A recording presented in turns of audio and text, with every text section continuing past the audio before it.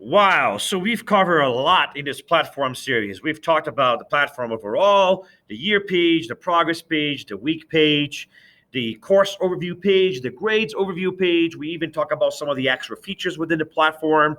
And all of that was designed to help you as a student understand how to track your progress, whether it's some cognitive skills or content assessments, and to make progress within the platform, engage in making goals and reflect on those goals, participate in mentoring, communicate with teachers, review your feedback.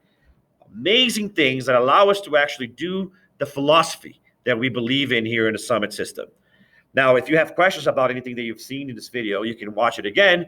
You can leave comments on the video. You can reach out to your teachers. But more importantly, do remember that just like playing a sport, we can talk about it until you're blue, but you're really only going to understand it when you do it yourself. So whether it is playing with the demo platform or actually just waiting until the year actually starts and you actually start playing with this, that's when you're truly going to understand how it works. But I hope these videos gave you some idea or some tricks that you can use to actually do a good job this year and in the future as a Summit learner.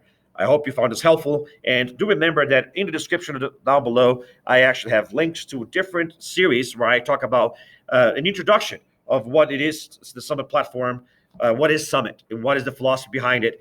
And also a different series about grades and how you can actually figure out how grades work. There's also another series that I have on how to stay on track and just general advice on how to do well on Summit.